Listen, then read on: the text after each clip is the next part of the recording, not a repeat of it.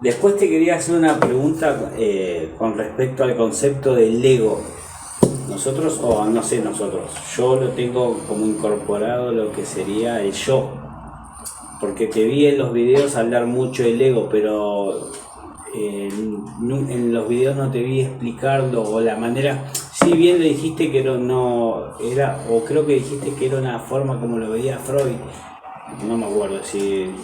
Pero yo no lo entiendo porque no leí mucho Freud. Justo estoy leyendo un libro que se llama Del duelo y la persona que lo escribe, que es un psicoanalista, pone varias culturas de creencias religiosas que tienen ellos de lo que sería la muerte y la trascendencia.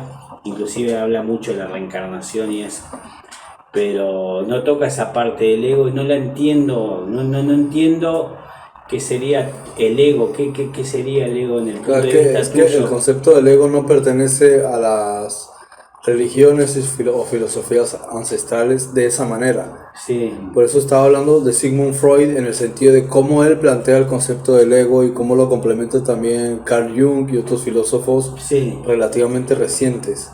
claro, Sí, porque son del siglo XIX por sí, ahí. Entonces, la cuestión es el ego es una idea en la cual, o sea, hay varios tipos de ego, ahí pues un está. poco más complejo. Pero por resumir, una cosa es pensar en yo desde el punto de vista del amor propio, Sí, y otra cosa es en el sentido yo que no pertenezco a un todo. Esos son dos tipos distintos de ego.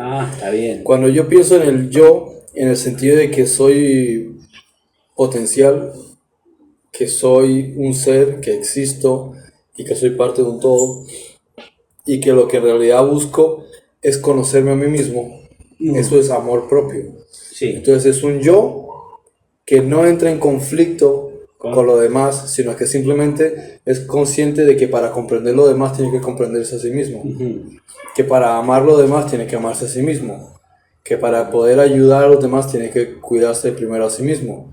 En cambio, el otro concepto del yo es en realidad una idea de pensar yo soy distinto o yo estoy separado en cualquier sentido. sí, La otra persona es distinta a mí, la otra persona es el malo, la otra persona es el enemigo, las circunstancias externas me atacan, sí, el mundo es algo que viene y me invade, no es algo que yo estoy generando.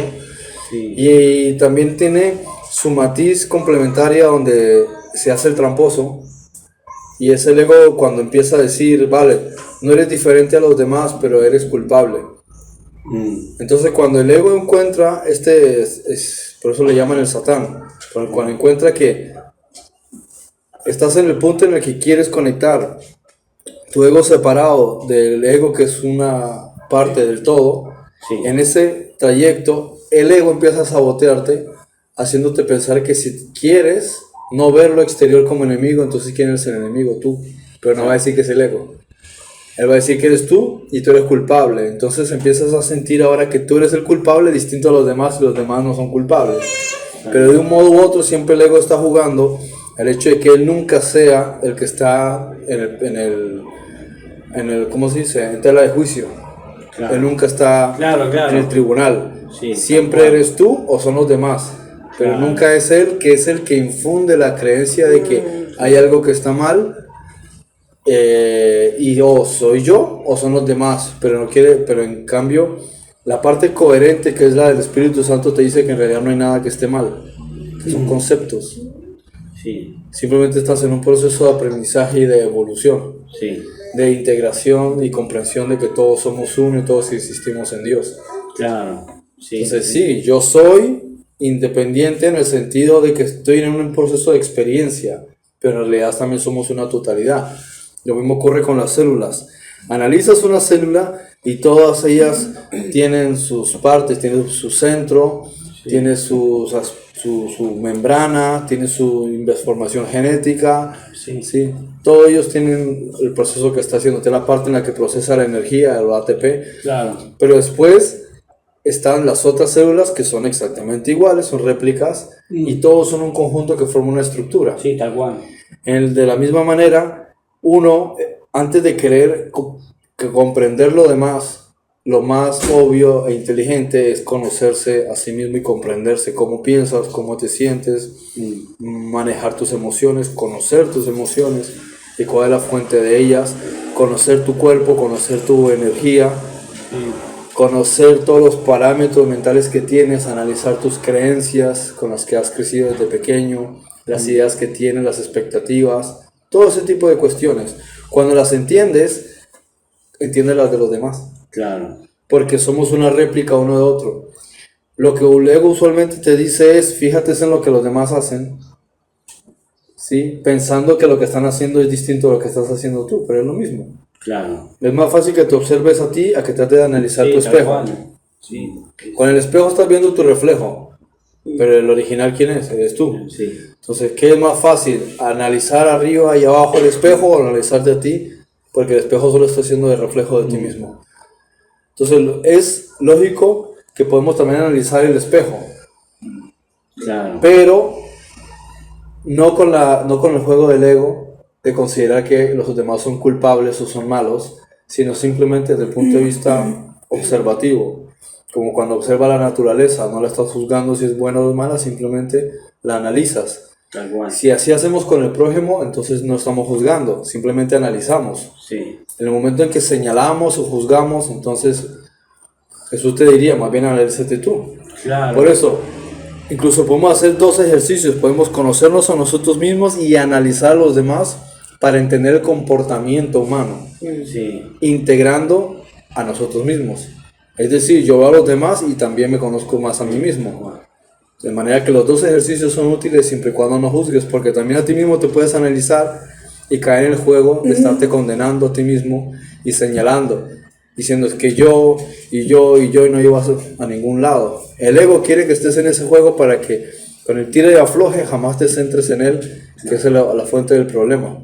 Es buscar la separación y no la integración. Entiendo. Y que todo es un proceso evolutivo, que no existe bueno y malo, sino procesos de experiencia, que de un modo u otro te van a traer lo que tú hayas sembrado. Claro. Eso es simplemente análisis, sabiduría, comprensión, prudencia, que a través de las cosas, como las entiendes, trata de tener una mejor vida. No estando culpándote a ti por lo que hiciste, ni culpando a los demás por lo que te hicieron. La aceptación es parte fundamental del proceso evolutivo de las cosas. El asunto es que aceptar se confunde con resignación. Claro. Cuando no comprendemos que la vida es una especie de guión. Imaginemos que nosotros vamos a hacer una película. Sí. La película necesita un guión, ¿sí? Tiene que haber un storyboard, tiene que haber un script. Entonces desarrollamos la idea de cuál va a ser la película, entonces a partir de ahí escribimos todo el guión. Sí, tal cual. El personaje dice esto, en esta escena de tal minuto el otro dice lo otro, aquí va a aparecer tal cosa, y un desarrollo. En este sentido del guión, del universo y de nuestra propia vida, ¿cuál es el objetivo? El objetivo es que al final, cuando se tome toda la película, tú te quedes con la moraleja.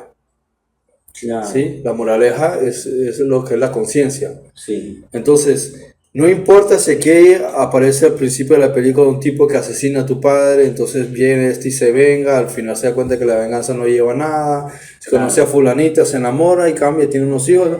Y pues toda la película dice, al final de la película, cuando haces todo el análisis, dices, vale, le puedo sacar una moraleja. Pero si solo coges pedacitos separados, Claro. en realidad es Sí, sí. confuso. Porque dices, es que Dios es injusto, es que la vida, porque no entiendes que es un guión, tienes que ver, como se dice en inglés, the bigger picture, tienes que ver la imagen toda, ¿sí? Globalmente, para que entiendas de qué se trata.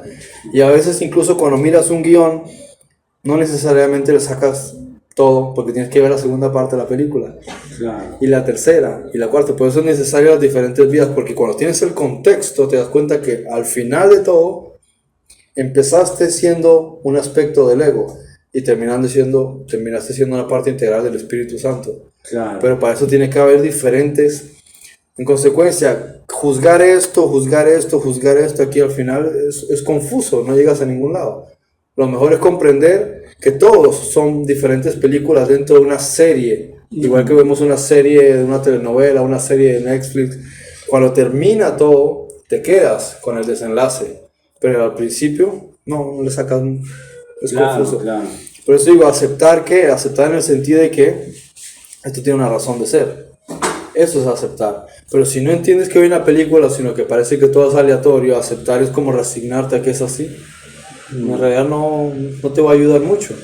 Porque vives con la frustración. Lo acepto, pero ¿y qué saco con eso? Claro. Pero cuando entiendes que es parte de un guión, dices, acepto que es así, porque entiendo que esto pasó por esto y esto por lo otro.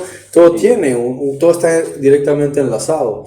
Por eso la cuestión del karma es tan importante, lo de que siembras cosechas, porque de esa manera todo lo que se haya pasado como si fuese una balanza, ¿sí? Todo lo que por alguna razón se haya desequilibrado se va a volver a compensar. Tú dices, vale, en una vida, digamos, este tipo de cosas están más pesadas en una balanza, ¿sí? Necesitas que en cierto momento ocurra algo que cree una compensación. Y a veces incluso lo que es demasiado bueno también está desequilibrado. Sí. Porque el universo no se trata de que sea bueno, se trata de que sea equilibrado.